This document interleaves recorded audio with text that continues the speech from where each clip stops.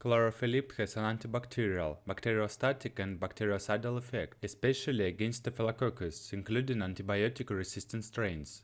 It has an anti-inflammatory effect. Indications: infectious and inflammatory diseases caused by staphylococcus, including antibiotic-resistant strains, burns, long non-healing wounds, and trophic ulcers of the extremities.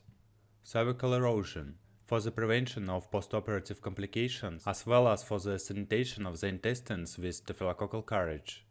How to use: tablets should not be swallowed or chewed, but keep in the mouth until completely resorbed.